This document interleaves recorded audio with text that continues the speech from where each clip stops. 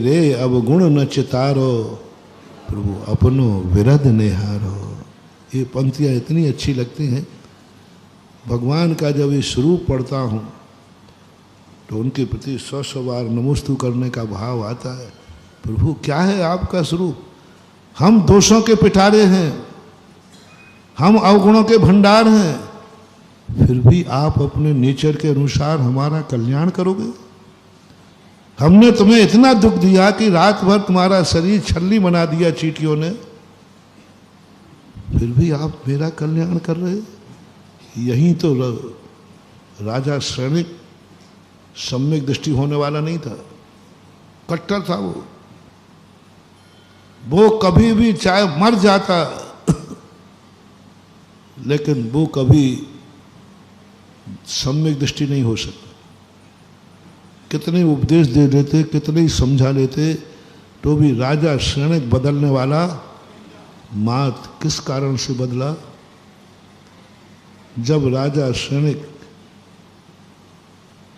गले में सांप डाल करके घर पहुंचा तो चेल्ला से कहा, मैंने तुम्हारे महाराज पर सर्प डाल के आया हूं। चेल्ला कहती, ऐसी गलती क्यों की? बोले कि जो भी था आगे। नहीं मैं अभी जाऊंगी, चलो। बोले काहे? बोले तो वो उठा के फेंक के चले गए होंगे कोई दिन। बोले वो मेरा गुरु है, वो मेरा गुरु है, सर्प नहीं उठाएंगे। सुबह पहुंचा तो महारानी ने जो भी तरीके से सर्प को, चींटियों को दूर किया। अब राजा श्रेणिक भागने लगे। बोले मैं अब जाता हूं। बोले अभी हाल इनकी आंख खुलेगी और ये मुझे भस्म कर देंगे। ये तो जानता था चोर डरता तो है, चोर चोरी जरूर करता है लेकिन डरता है।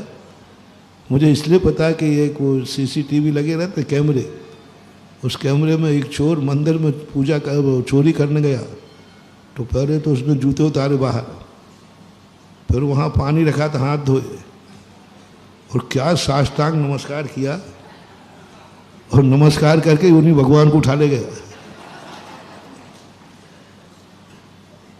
है ना, कहीं ना कहीं उसके डर तो है। राजा श्रेणिक जान गया कि अंतर्यामी है, ये तुरंत जान लेंगे कि सर्प मैंने डाला था और ये मुझे भस्म कर देंगे, भस्म कर देंगे। भागने लगा। महारानी चेल्ला ने हाथ पर, कहाँ जाते हो? बोले रोक मत, तू विधवा हो जाएगी, क्योंकि मैंने इनको इतना कष्ट दिया है कि ये मुझे माफ कर ही नहीं सकेंगे, भस्म हो जाऊंगा मैं। तू महारानी कहती है रुको, यही तो चमत्कार दिखाना है मेरे गुरु का, यही अतिशय तो दिखाना है मेरे गुरु का। हाथ पकड़ के रोक लिया। महाराज की आंख खुलते ही राजा श्रेणिक तो सोचता है बस अब भस्म होने ही वाला भस्म करने ही वाले हैं। ये दिगंबर जैन मुनि का चमत्कार देखना। वो कांप रहा है, हाथ जोड़ लिए। महाराज ने कहा कल्याण भवतु। राजा श्रेणिक कहता है महाराज आपको मालूम नहीं, सर्प डालने वाला मैं राजा श्रेणिक, सर्प डालने वाला मैं राजा। सब अपराध स्वीकार किए। बोले राजन तुमने सर्प डाला ही नहीं, जिसने डाला वो तो मेरे आंख खोलते ही भाग गया, वो तो है ही नहीं। डाला होता तो तुम हाथ जोड़े कैसे बैठे होते? हो ही नहीं सकता। तुमने नहीं दिया। तू तो चेतन आत्मा है, तू तो भगवान आत्मा है, तू तो सत्स्वरूप ही है। कल्याण भगवत। राजा श्रेणिक स्तब्ध हो गए। मिथ्यात गलत हो गया, उपदेश से नहीं। मैं दुश्मन के साथ हूं एक दिन दुश्मन भी आकर के भक्त बनेगा बनेगा बनेगा। बस दुश्मन का विनाश मत करना, दुश्मन का बुरा मत सोचना। नीति है हम साधुओं की। दुश्मन के संबंध में जब भी याद आवे उसके कल्याण की सोचना, उसकी सद्बुद्धि की सोचना, उसको सद्बुद्धि हो, सद्धर्म लाभ हो, उसका भी बस ये सोचते रहना, सोचते रहना।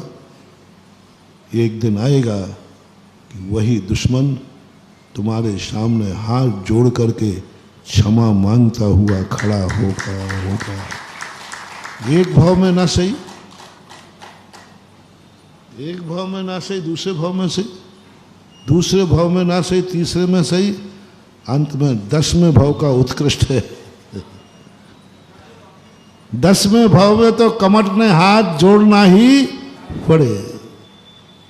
और ये परिणाम और यदि टिटफार टेट चलता रहता तो तूने मेरे से कहा है मैं तुझे निपटाऊंगा, ईंट का जवाब पत्थर से चलता रहता महानुभाव, तो ये बैर कितने भाव चलता, कितने भाव चलता, अनंत भाव चल जाता, चलते ही रहता। लेकिन एक समता भाव का परिणाम ये निकला कि 10वें भाव में भी जितने दुश्मन हैं दुनिया के, तुम साधु बन जाओ। तुम बस उसका बुरा नहीं विचार, वो तुम्हारा बुरा विचारेगा, वो तुम्हारा हित करेगा, वो तुम्हें नाश करने का भाव करेगा। उसको मत रोकना, उसको मत रोकना, वो रुकेगा भी नहीं। उसको मत रोकना, वो रुकेगा नहीं। एनर्जी खराब मत करो, एनर्जी खराब मत करो। दुश्मन को मिटाने में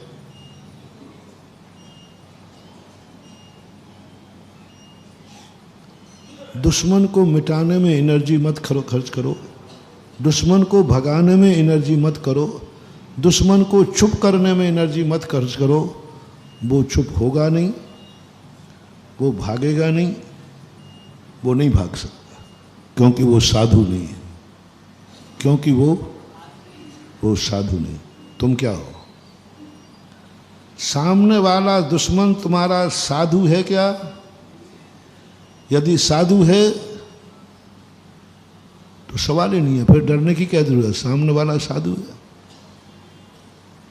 और यदि तुम्हारा दुश्मन साधु नहीं है तो तुम कौन हो? एक को साधु बना लो। या तो दुश्मन साधु है तो घबराओ मत, कितना भी दुश्मन साधु होगा वो तुम्हारा नाश करेगा ही नहीं, क्योंकि सामने साधु है और तुम साधु के प्रति गलत कर रहे हो, वो करेगा ही नहीं। और तुम साधु हो तो तुम्हें दुश्मन का नाश नहीं करना। दो में से एक साधु बन जाओ, तुम ही बन जाओ। अपन बनते हैं। और साधु का एक लक्षण है, वो तुम्हारा कितना भी बुरा करे, तुम्हें उसका बुरा नहीं सोचना है।